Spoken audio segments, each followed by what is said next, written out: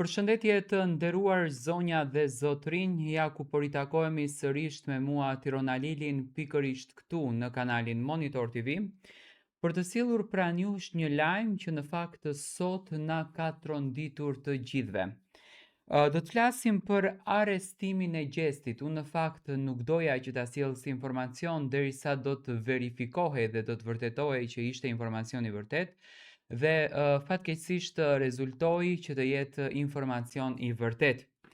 Arrestimi i këngëtarit të njohur Besart Kelmendi, i njohur për publikun me emrin artistik Gjesti, ka tërhequr vëmendje të madh në opinionin publik dhe në mediat në Kosovë e Shqipëri.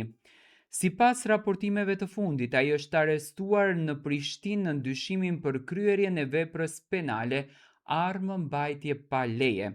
Ngjarja ka ndodhur gjatë ditës së sotme në një nga rrugët e kryeqytetit, duke shkaktuar reagime të shumta nga fansat, qytetarët dhe ndjekësit e tij në rrjetet sociale.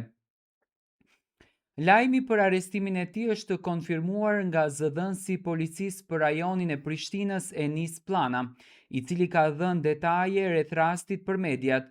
Sipas deklaratës së tij, arrestimi është bërë rreth orës 15 në rrugën Mehmet Isa në Prishtinë, pasi policia kishte dyshime se i dishuari posedonte armë pa leje. Pas arrestimit, i dyshuari është intervistuar nga autoritetet dhe në koordinim me prokurorinë e shtetit është dërguar në mbajtje për 48 orë. Kjo periudhë e mbajtjes prej 48 orësh është procedurë standarde në rastet kur ekziston dyshimi për vepra penale, gjatë së cilës autoritetet mund të zhvillojnë hetime shtesë, të mbledhin prova dhe të marrin deklarata për të sqaruar rrethanat e ngjarjes. Gjatë kësaj kohe pritet të vendoset edhe për hapat e mëtutjeshme ligjore që do të ndërmerren për këngëtarin Gjesti. Besart Kelmendi është i njohur si Gjesti, një figurë e njohur në skenën muzikore shqiptare, veçanërisht në mesin e të rinjve. Ai ka fituar popularitet me këngët dhe paraqitjet e tij në projekte të ndryshme muzikore, duke krijuar një bazë të konsiderueshme të fansave.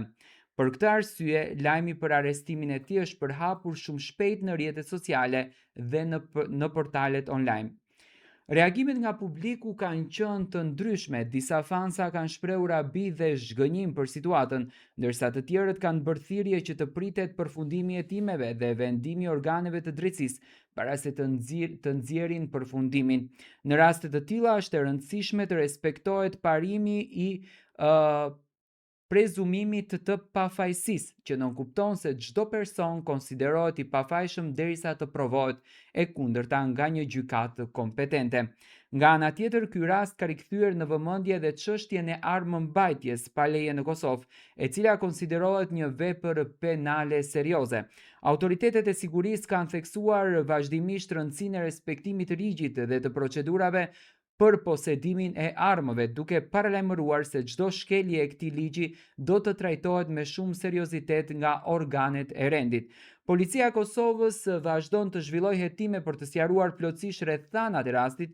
Gjatë kësaj periudhe mund të merren në pyetje dëshmitar të mundshëm, të analizohen provat të mbledhura dhe të verifikohen të gjitha informacionet që lidhen me incidentin. Vetëm pas përfundimit të këtyre procedurave pritet të bëhen të ditura më shumë detaje rreth asaj që në fakt ka ndodhur.